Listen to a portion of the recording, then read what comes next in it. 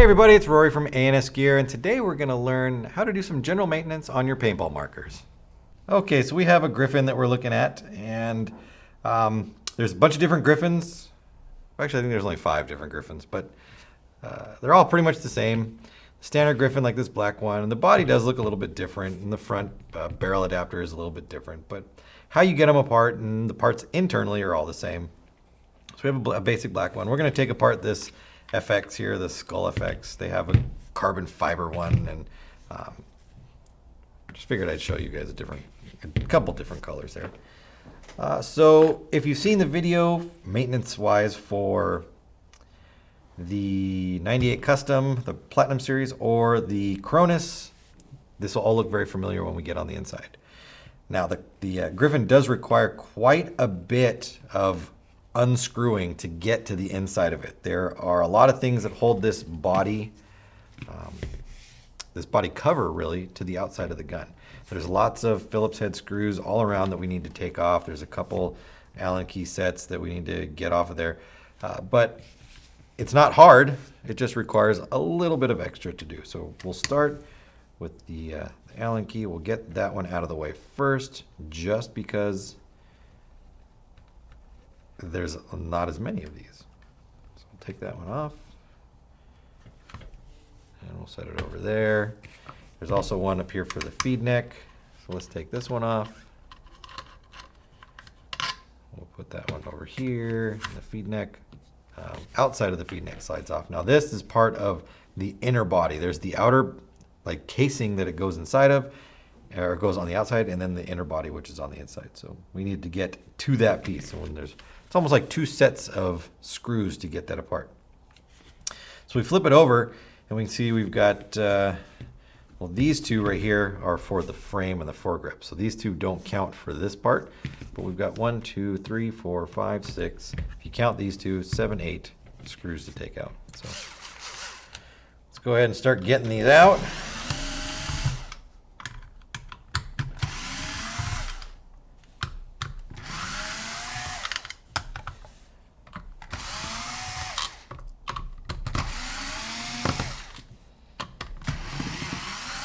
Okay, now the ones for the body that we've taken out on this particular one, they're all the same size except for one. This one right here that goes in the middle, it's a longer screw. So just pay attention to what screws come out of where. It's also a good idea, you can leave them in just sitting like that if you're careful with it when you lift it apart, and you won't lose your screw positioning. But for this instance, we're going to take them out just to get them out of the way. Now from here we can separate our shell, our upper shell right there. We don't need to take these 2 out yet because we're not separating the frame. We can get in there. And I'm going to just take a flathead screwdriver, and I'm just going to go in, and I'm going to kind of just wedge it open a little bit. Now we don't need to worry about things falling out yet inside of here because we're not quite into the actual body yet. So I'm just going to keep wiggling that apart. You can see that's just one housing of the outside there. And then the other one I can just pull off the other side. So our other housing, they just sandwich together.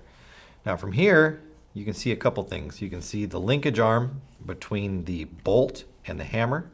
It's actually on the outside of the inner body. So we can take that out now and set it up there. We don't want to forget to put it back in though after we've assembled the body. It's very easy to forget about this. Just put everything in and put your halves back on and forget about the linkage arm. If you forget about it, your gun's not going to work. If we flip it over, we can see that underneath this top piece, which was here, now we've got another 1, 2, 3, 4, 5, 6, 7 screws there.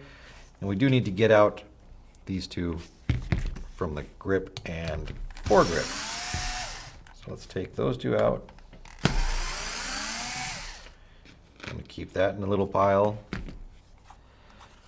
Before we take off the screws from the other side, we'll take out these front 2. This will release the barrel adapter, and they're very different sizes as all the other ones too. It's like a little button head screw. And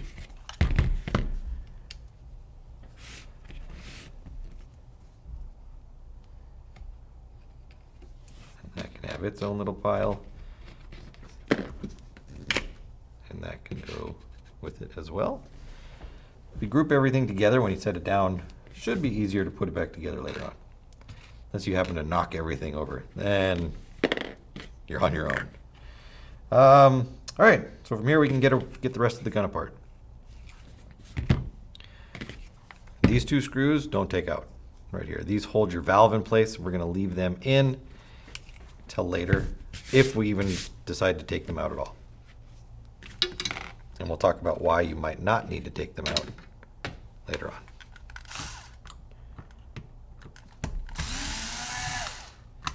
Now, I'm pretty sure all of these screws up along the top or on the intersection are the same size. You can see how if you have a Gryphon, then it might be handy to have an electric screwdriver. Otherwise, that's a lot of wrenching to be done with a standard manual screwdriver. All right, so we're ready to go. From some of the other videos that we've done, maintenance-wise, we know that on the Cronus and on pretty much any Tippmann gun that is not a Phenom or that style spool valve setup, that when we open up the back, we want to make sure that the back plug stays in place so we don't lose any of the springs. Because we can't get into that, you can see that it's got no plug really on the back side there. It's all just sealed up in one piece. We're going to just be very careful as we open it up. So I'm going to use my screwdriver. I'm going to put it in there and just kind of turn. You can see I'm just easily prying it open. I'm not forcing it. And just kind of work my way around.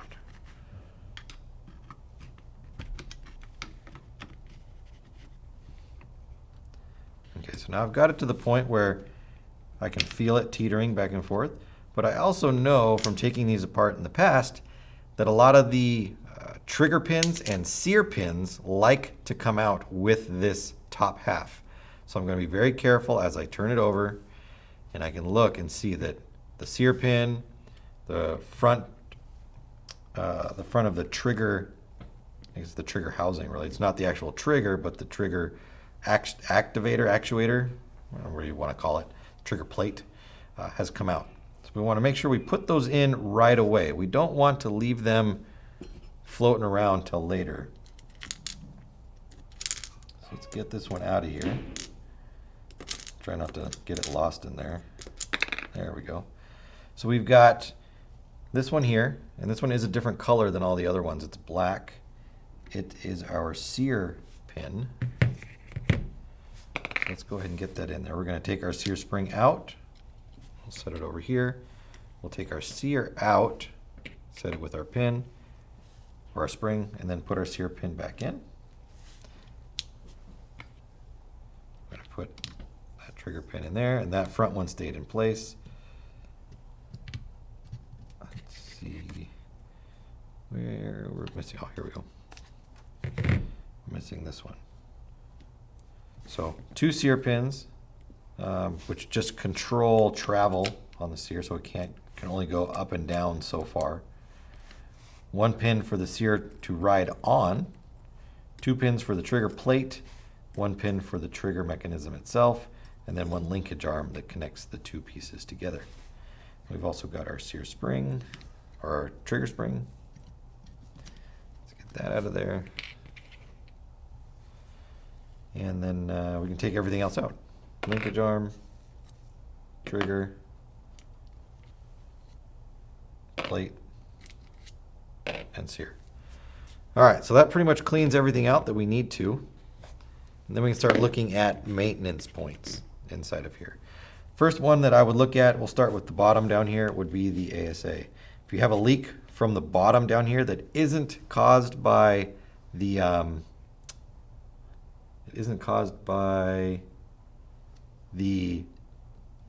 tank, the O-ring at the tank, it would be caused by this hose right here. So inside here, this is just going to pull off easily. And down inside there, you might be able to see it in there. There's a little green O-ring that's inside of there. And that goes around the end of this, which seals it up nice and tight. So if you do get a leak down here that isn't caused by the tank, that would be your culprit down in there. Replace that, put a little bit of oil or grease on it, slide it back in, and you should be good. So we'll put that over here.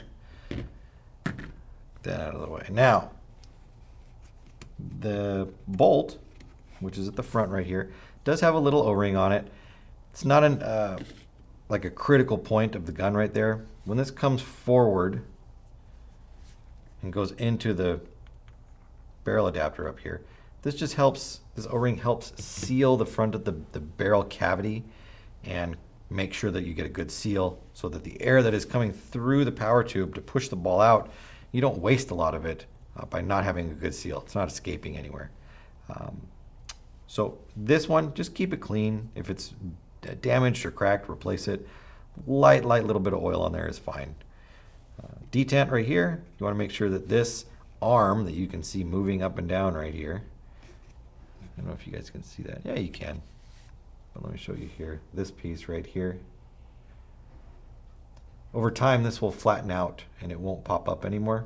So you want to make sure that it does have good action on it and that it is actually doing its job. Where a ball would roll in here and get stopped right here so that it cannot roll by and you don't get double feeding into the gun. One thing that does happen, I see quite often, is people install these backwards. They put them in like this. When the bolt tries to come through, the gun is fired, the bolt starts to slide forward, it hits the detent like that, and it actually just cuts it right off. So make sure that it is positioned the proper way so that it can slide right over the top of it. All right, so that takes care of that. Now moving over to the back side here.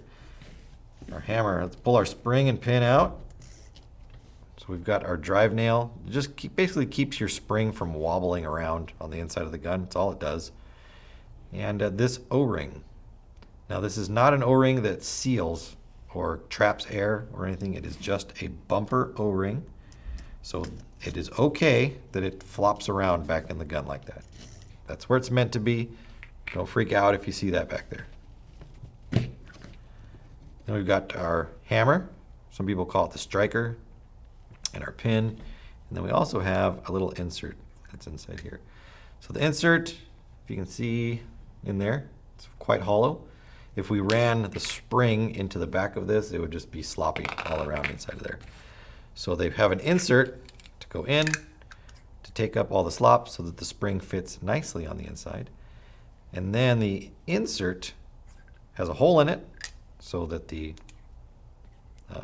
caulking handle can easily slide through it and connect. So we want to make sure that when we put those together that the holes do line up so that the pin can slide in, and then the hole in the pin needs to face the back so that the spring can go through that as well. So it keeps everything locked in place. At the front of the hammer, you do have an O-ring right here. This is a very critical O-ring, crucial O-ring to cycling and getting a good seal when the gun cycles. So when don't want to do that. Don't want to lose parts. So when the gun cycles forward, it comes through here. The front of the hammer hits the valve that's inside of here, opens the valve up, air flows through, Bob's your uncle, shooting happens. When the air is traveling down to push the ball out, some of that air is actually directed backwards and it hits the front of the hammer. And because of this O-ring that is here, and this being inside the power tube assembly, it hits the front of the hammer and forces it backwards to recock the gun. If this is bad on the front, it will not cycle or it won't recock. It'll sputter and sound like the gun or the tank is out of gas. So we want to make sure that this O-ring is clean, that it is in good condition, and that it has a light bit of oil on it so that it seals properly. If it does have none of those things or it has none of those things, make sure you replace it with a new one. It is a specific O-ring, so make sure you pick up the right one for it. And then lastly, on the inside here, if I can get the bolt out, is the power tube. Now the power tube is bolted into place with these, I can't really see them in there, I don't have the room to see it, so let me try it like that. Hey, there we go. Those two screws right there holds the whole assembly in place. This uses the same valve as the original 98 custom valves, I believe. The tube running down from here is threaded in and Loctited into place. So I'm not going to remove that because I will compromise the ability to hold air with it. But I can take the whole kit and caboodle out of there.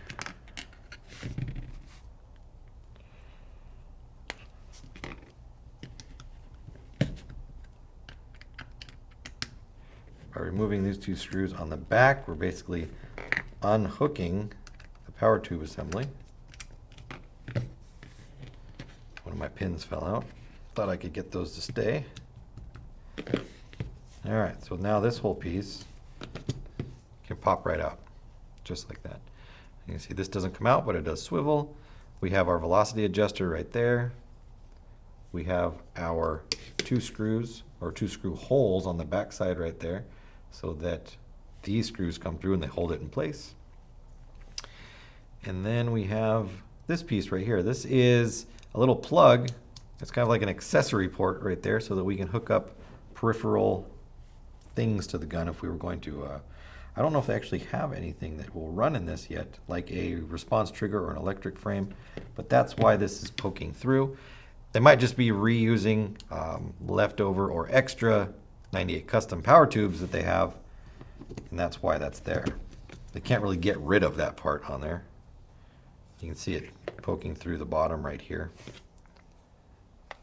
So that would be where you would hook up your cyclone feed or response trigger to. All right. So that's pretty much it right there, I think.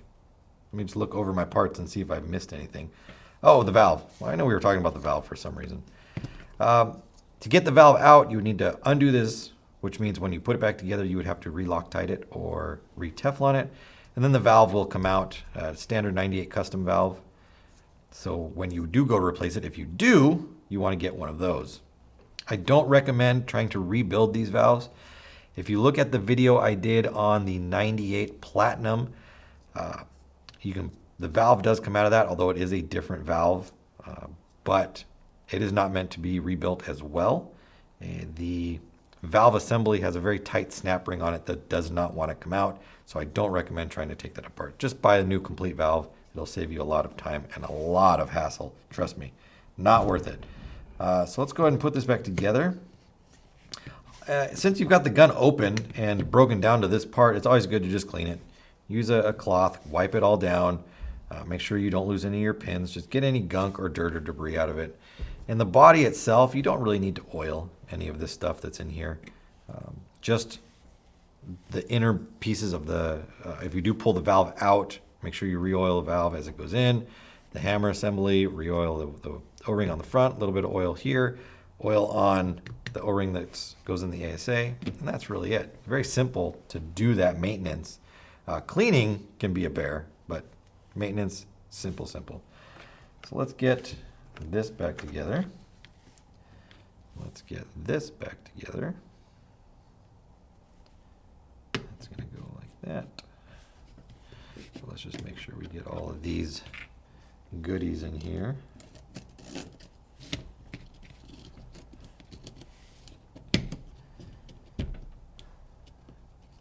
I like having this little spring slot right here on these Gryphons. That's not on the other guns. There's the plug that moves around so that you can attach a stock to it. But it fits so much better in there, and I don't have to worry about it jumping out or moving around. All right, so we'll put our ASA in. Set that into place right there. Let's get this. I kind of jumped the gun a little bit here. Let's see if I can do this without causing a catastrophe here. My power tube or valve screws. I don't want anything to fall out the other side, so I don't recommend doing it this way. We should have put these in first. Hindsight, right?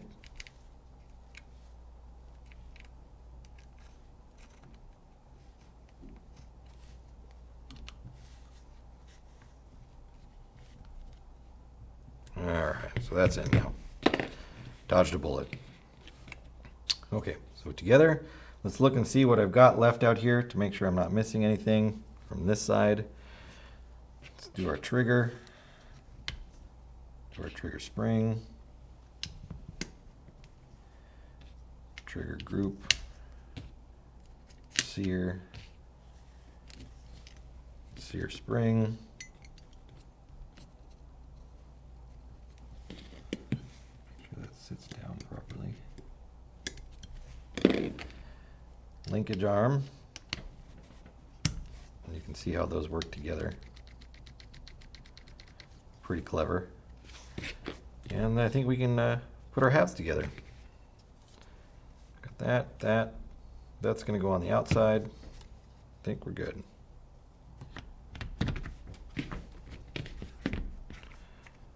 All right. So now we can take these. We can put them back together. And again, having an electric screwdriver is going to make it a lot easier.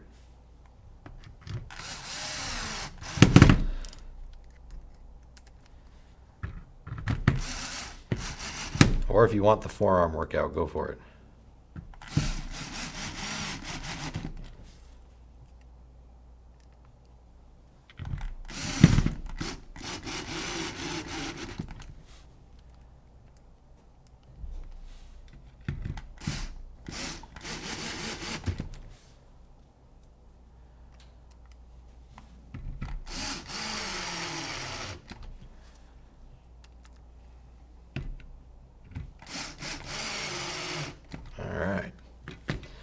Then we can take this. This is just going to slide on the front. Put these two back in.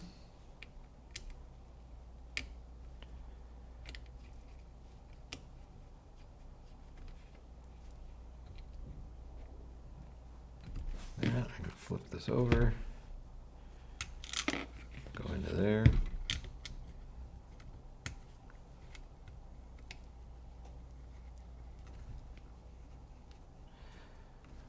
We can also put these two in. We're down here because we're done with the frames.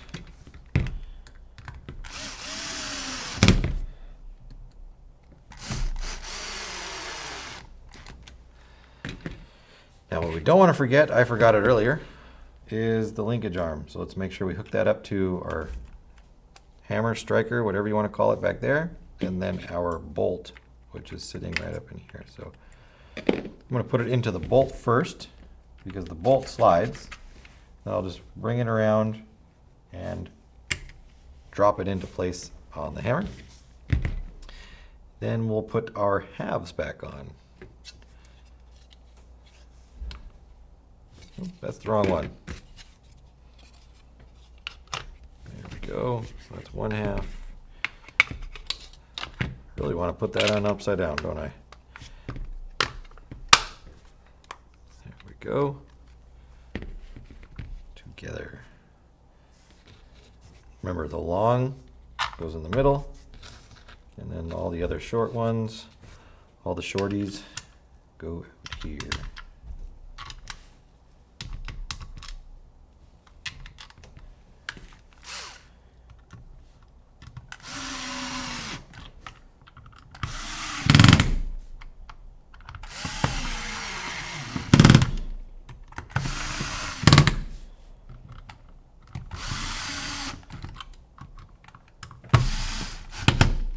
All right, so what are we left with? We've got one screw over here, which I'm pretty sure was for this.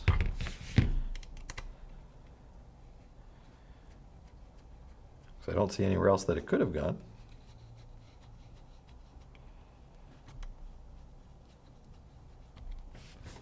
All right, and then our feed neck. And our screw for that.